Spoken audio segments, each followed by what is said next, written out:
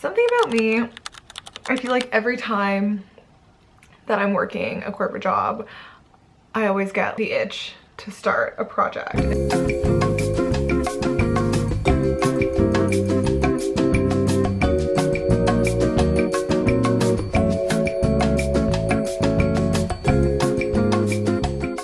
And so that's how my candle business was born. It was during COVID.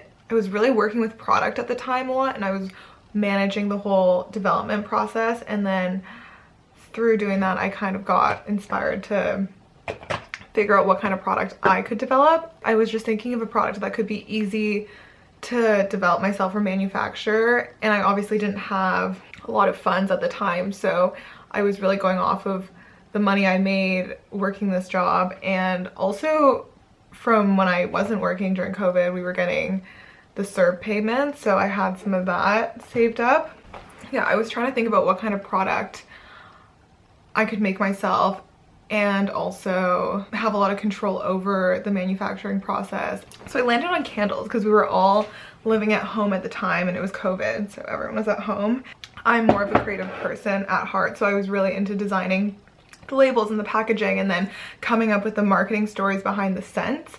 And since I was a Queen's student at the time, I thought I would market the candles towards Queen's University themed subjects. One of my first candles was called HOCO, after homecoming, which is a really big anchor event at Queen's for the students. And all the alumni come back to the school and celebrate being back in Kingston. So Kingston Candle Company, I came up with the name because I wanted it to be a localized brand, and I was inspired by some of the local candle companies that were in Vancouver also. There's Vancouver Candle Company, and then another one that was really an inspiration to me was, oh, I forget the name now. This girl, she started it here. She made soy wax candles in tin containers with a wooden wick, and she was selling them at Indigo and online, and I felt like, oh, that's something I can figure out how to make. So I looked into the materials that go into the product. So like, where can you source all the tins from? Where can you source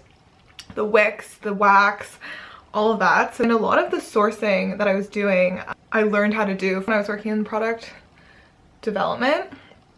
And there's a lot to take away from working in fashion, I think, if you want to get into any type of product, pricing out your development and figuring out how much everything costs. So I was sourcing all the materials, and I got the tins for the candles, the wax and the wicks and the scents, and then I figured I could just put it all together and make candles at home. So that's what I did. I started designing the labels in November of 2020. I went back to Queen's that semester and I started making the candles in my university apartment kitchen. So I lived there at the time with my roommate. It was just the two of us at that time. We really had the space to ourselves. So I just started this big candle production in our kitchen and in our living room. And we didn't have a large space. It was just me and a box of wax, and I was melting the wax on the kitchen stovetop. I was just doing the most in our kitchen. I really tried to do it at night, and at that time when I was a student, I had so much free time. I would get in the zone and I would be cooking up wax. I was manufacturing candles in our kitchen, and then I was designing the labels, doing all the marketing, doing shoots. And again, it was COVID, so it was all online, this business. Yeah, I just had a vision for this candle business and I went with it. And for the first launch, we had 3 candles. It was HOCO, Hotel, and Stoff. So HOCO is homecoming. Hotel, I think I just had the idea of it smelling like a luxurious hotel experience, or it was driven by the fact that we couldn't travel at that time and I just wanted to be in a hotel. And then Stoff was named after Stauffer, which was the library at Queen's. So those were the 3 candles that I had going on. I got into the zone of creative genius and I just went with it. And sometimes when I have an idea, I just kind of like get like that.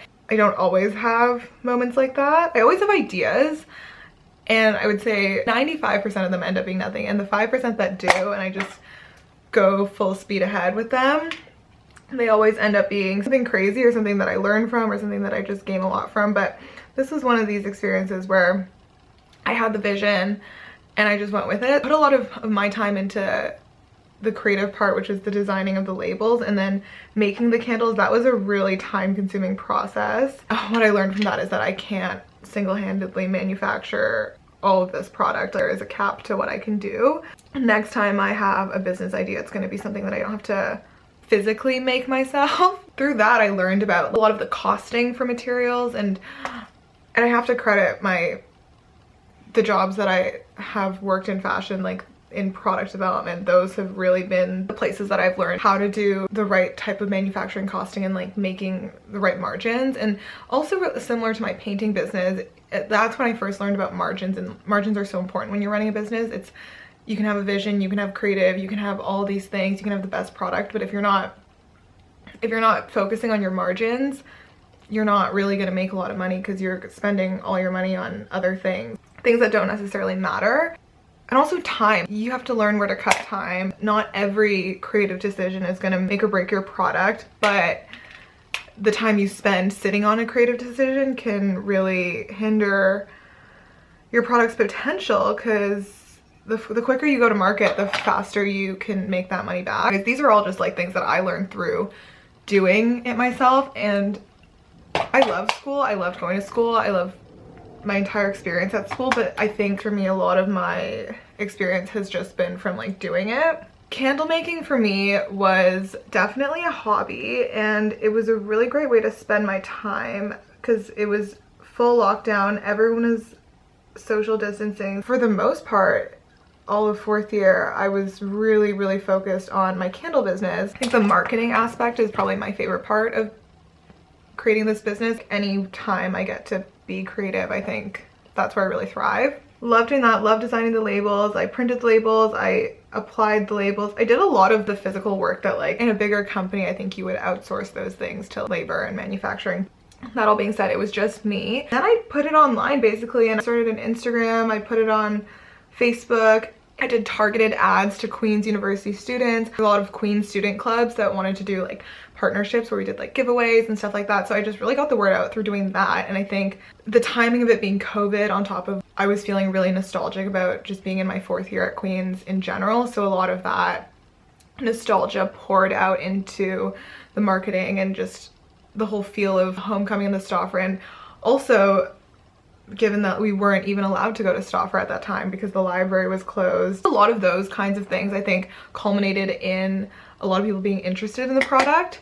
So we ended up selling a lot of candles. The most surprising thing to me, honestly, was one, I was so amazed at how many of my friends from Queens and also from Vancouver were supporting my business and buying the candles. And like, it's always nice to see that people want to buy what you're selling, but I think when it's your friends, well, there's two types of like really great feelings. One is your friends supporting your business, because when it's your friends, sometimes you're like, I don't know, like you don't want to expect that from people. But so it's really great when you see that. But then the other thing is when I started seeing orders from just people I had no connection to, or no one that I had promoted it to, or just random people who just saw the brand. So I was getting orders from like Kingston and Vancouver, and that's kind of where my main network is, so that makes sense. But then I would get orders from Nova Scotia and different provinces, different places, just like in Ontario that I had no connection to at all and didn't go to Queens. And those orders, I was even more amazed by, and it just motivated me to keep doing it. It was just a really exciting time, and I think I put a lot of my energy into the business. During that time, after I left Queens, I came home to Vancouver and I brought the business back with me. And at that time I was going through a lot of changes. My entire life was entering a new phase. So I tried to keep the business going, but I will say making candles in my college apartment kitchen is very different from making candles in my family's kitchen at home. Just different, you know, expectations for like, we can't just be doing this in here. And then eventually I had to end production of the candle business, but then I did actually restart it again when I moved out, and that was quickly ended because I started a house fire. That will be a story for a different day. I wanted to talk more about the candle business part of it today, and then next time I will get into how I burnt down my house using my candle. I've always been a really entrepreneurial person, and I've always wanted to start businesses, and like the constant thought that's always running in the back of my mind is, what does the world need and what problem needs to be solved? And I'm constantly thinking about that. The hard part is finding what that product is and what the world needs now, and I've really struggled with that. One thing that I've always kind of grappled with is, I love clothes and I love shopping, don't get me wrong, but does the world need more clothes and does the world need more fashion? Like, yes, fashion, but like, I don't know, that's something that I've always kind of found myself questioning in my 9-to-5 job is, do I feel like I'm contributing enough to the greater good of society and the world? And maybe that's not something for me to answer, but that's just always kind of in the back of my mind. Whenever I'm thinking about like what kind of business I want to start, it's always, what kind of problem do I want to solve for other people? It doesn't have to be something like super altruistic, like with the candles. The market that I was trying to provide for is just people that want to feel comfortable at home, people that want to have like a reminder or a sense of nostalgia for places or events or memories. So that's kind of where the Queen's collection came to life.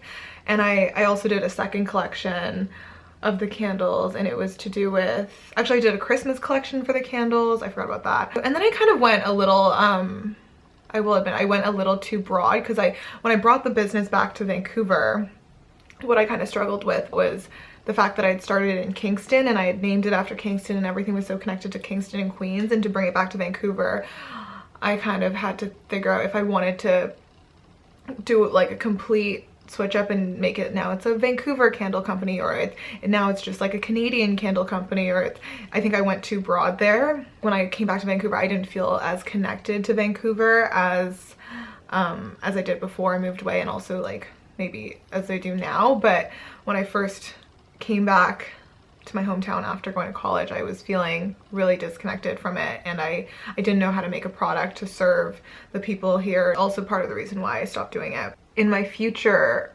entrepreneurial pursuits, it's gonna be to do with, like, it's always gonna answer the question of what does the world need now, but also has to like deeply connect with myself and like, what do I want to see, or something that I think doesn't exist yet. And that is just the hardest question to answer.